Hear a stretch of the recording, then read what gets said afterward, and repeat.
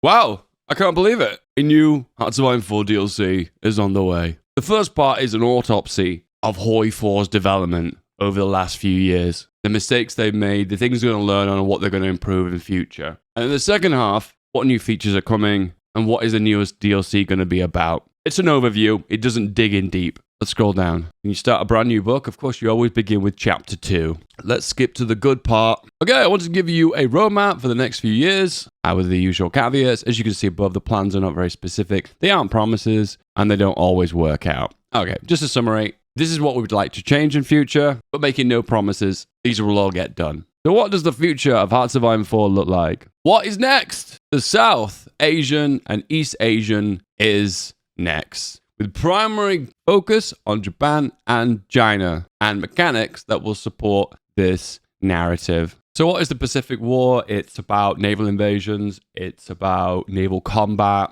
it's about economic buildup and acquiring resources for war. It's about the initial war before the official World War II with China and Japan. It also mentions some of the nations that could incorporate some of the nations in the South Pacific, let's say Indonesia, Malaysia, Siam, and of course the Chinese warlords. There's a lot of content in that real area of the world that's just not been given a lot of love. There's going to be changes to faction membership, improving and streamlining elements of naval control with particular focus on the types of naval warfare that were carried out in the Pacific conflict. There's one area of Hoi4 that always makes me think like it feels kind of automated. It is naval, because you just kind of like put them on missions, you let them do their thing, and you kind of just lean back and you watch. Well, like land combat, you have a lot more control of a different element. And to be fair with you, it makes more sense to focus on land stuff, because that's kind of where the war is won. If you focus on a really big army, you win, but then if you focus on a big navy, it just feels like it's a side project, even though it requires a lot of investment of production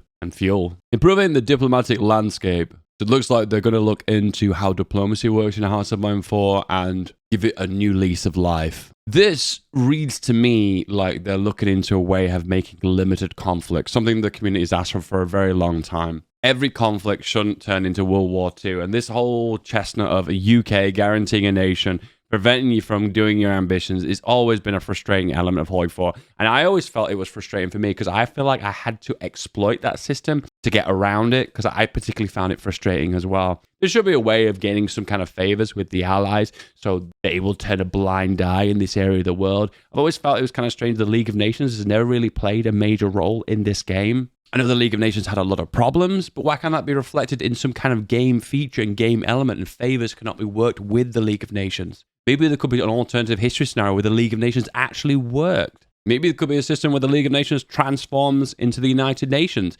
maybe earlier than it was done historically. Bit vague, it doesn't go into depth what this is actually going to mean, but it does mean they're going to take a look at diplomacy and see how that could change. I'm taking guesses here, guys. I actually don't know what they're actually going to change. Alt history. We're really looking at the approach, what we do to alt history. One of my critiques of the previous expansion is I thought that the alt history went a little bit too far. It's not about returning to an old king from the last 50 to 100 years. That makes sense. But then rebirthing an old empire from 1,000 years ago, I just kind of made me feel a little bit, yeah, that's not something the community was upset about. The community was more upset by little fine details, such as where things were cored and border gore, for instance. Look at a way of structuring more structured, plausible alt history content with clearer historical adjacent narrative hooks. Once again, I've always said in the past, my favorite alt history paths are the ones that are historical. So let's say Britain, instead of going with Chamberlain and the appeasement path, they go for Churchill early on. I call that like a soft alt history, where it basically means you're still sticking with the ideology of a certain nation and you're still following the path of World War II. But then let's just say, what would have happened if Churchill took control early, for instance? I like those paths, because I don't know about you guys, but I don't get as much thrill from alt history. I know you guys love it, and I appreciate that. However, as you notice, most of my games I play on my main channel are historical games. I enjoy World War II. World War II history excites me, and I don't really particularly enjoy bringing back some old king of Sweden. I don't know, just not my cup of tea. It does make a mention here. Is it possible to create more deterministic global alt history situations and produce more semi-alt history ways of playing Hoi4? One thing that is a theme of this dev diary is a lot of things in it are a little bit vague and not very specific, because they've not made a formal announcement of the next expansion yet. So a lot of this is just tiptoeing over what possibly could to come, but it doesn't really dig in deep to what actually is coming. Practical elements as well. We intend to look to continue releasing previously named country packs and unit packs. I think these names aren't very good. See, for me, I've come back from the 8 days of real-time strategies, and when I think unit packs, I feel like I'm getting new units, like little new tanks to move around. In Hoi4, the definition of a unit is a model, a 3D skin. And I personally think I'm going to get hung for this, but I thought the last unit pack was absolutely dreadful. Not only did it add a bunch of stuff that were like experimental stuff of prototype vehicles that were never really used. I mean, some of them were used, but they were never really produced in scale. But you have to specifically select the right country, the right chassis, the right model of equipment, then to select the model to find that model of the alternative thing. I don't know. I thought it was too many levels in depth. Just let me select any plane and pick the wonky model with the helicopter tank or some BS. To this day, since using this unit pack, I've clicked on the models and I'm not even being able to find the new graphics and skins in the models. Apparently there's a spreadsheet on the wiki, apparently, so you can actually find which country you have to play as, what chassis you have to select, and then click on the model and find it. That's too much faffing about. I don't want to do that. Wouldn't unit packs be actually kind of more cool if they were like secret projects that had to be researched? I mean, when I read the dev diary for the last unit pack, I thought that's what they were. Why are they showing a helicopter tank? Sure, that's some kind of weird experimental, funky thing to build, but no, just a graphics pack.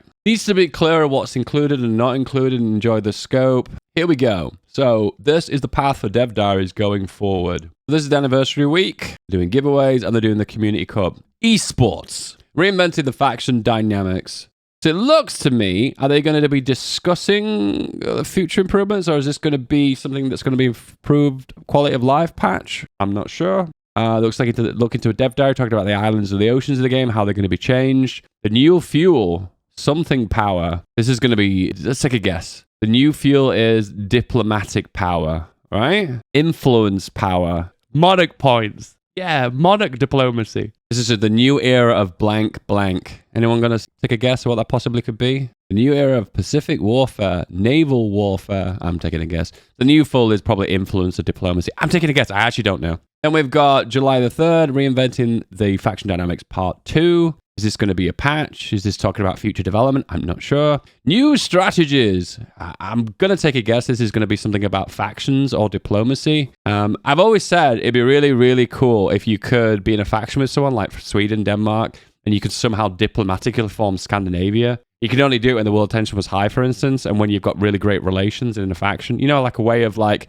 unifying against an enemy, for instance. That'd be kind of cool. Then we have August. Now, this is usually around the time they start talking about dev diaries for the upcoming expansion, but it's all blanked out, suggesting they don't want to tell us. It has been 9 years since Hearts of Iron 4 came out. But that makes me really reflect, because the game had been out a few weeks when I first started playing it. And it's funny because the origin story of me playing Hearts of Iron 4 was I played Hearts of Iron 2 a lot. Played a little bit of 3, but I wasn't really into it. And I thought just randomly one day when I was on my computer, I was like, I had a bit of an itch to play a World War II again. And I was like, oh, Hearts of Iron 2, I'll relaunch that. And I Googled Hearts of Iron. And the first thing that popped up, it was an ad at the very top that said Hearts of Iron 4 has been released. And I was like, there's a fourth one? I had no idea. And I installed it. I played the game. And I guess the rest is history. What's coming? Japan rework. By the way, this isn't confirmed, but these are just my suspicions. In that case, just to make it crystal clear, these are my suspicions. These could be completely wrong. So we'll put some question marks on here and go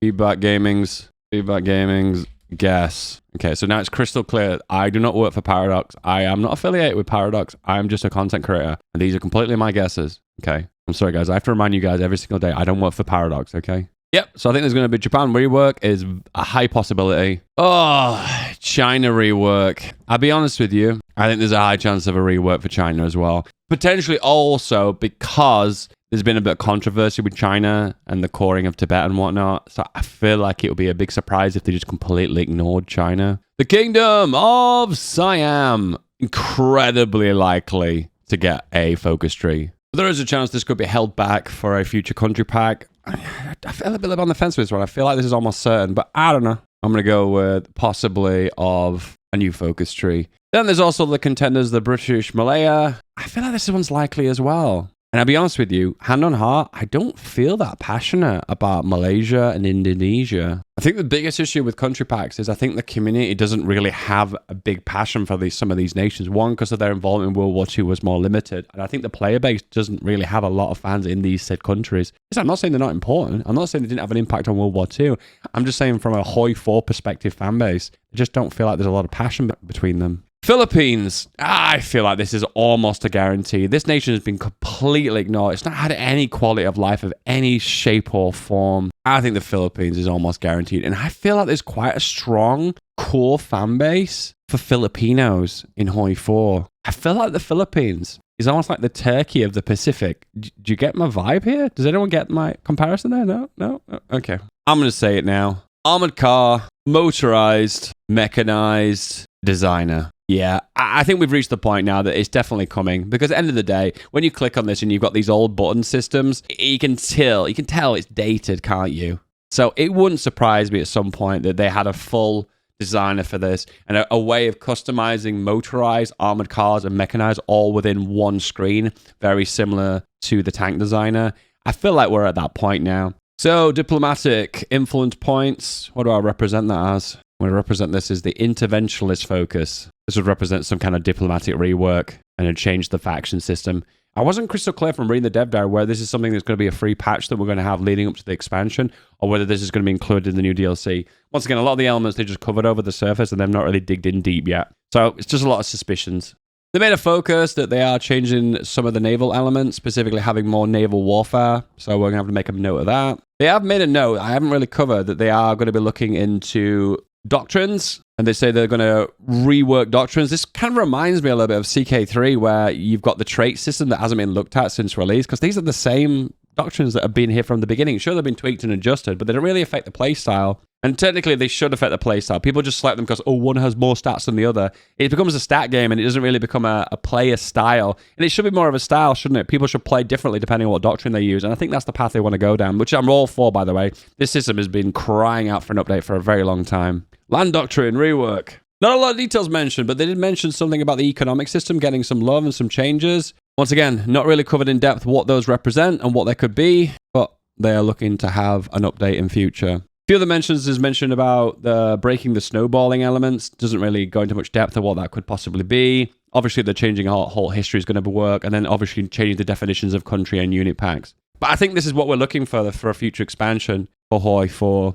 I think in all certainty, a rework from Japan is almost guaranteed 100%. A Philippines focus tree is almost pretty heavily certain. Siam's likely, but not certain. And then you've, for instance, got the puppet nations of the Pacific. China potentially could get some love, but not guaranteed. And then, of course, we've got some of the changes mentioned below. Guys, are you excited? Are you hyped? Is this something you're interested in? The future of Hoi4 is on the way, and we now have a certainty of what's going to be coming, and we can speculate now until the cows come home of what that will include. Are we hyped? Are we excited? Let me know in the comments below. I'll see you soon.